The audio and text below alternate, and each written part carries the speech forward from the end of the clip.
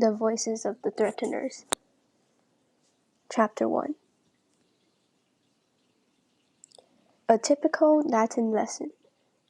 Genevieve sat in Latin class, pondering about what substantive meant as the teacher taught them about substantive adjectives. Maniacally giggling with her friend, Evangeline, Genevieve thought about Lino and many other concerning events, including Merrick in the last history class. Well, we don't talk about that.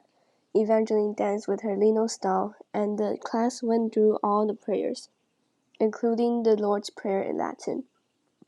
Suddenly, an intruder stormed into the room, barking while the poor teacher was peacefully but nervously chanting the Lord's Prayer. Baxter, who didn't know that class had started, scornfully shook his head. After the quick prayer, the whole class burst out with annoying statements, except for the teacher.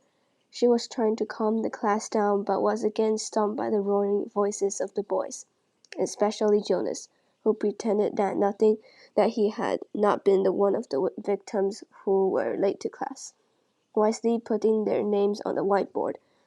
The girls thought in their minds how dumb and foolish the boys were for being late. Bam, bam!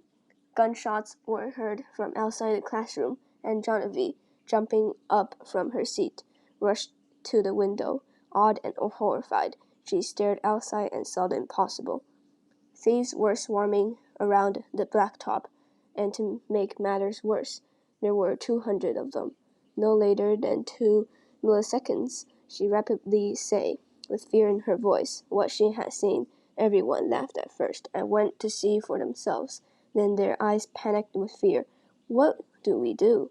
Was the frantic thought that went through everybody's heads when much too early 2 of the thieves marched in.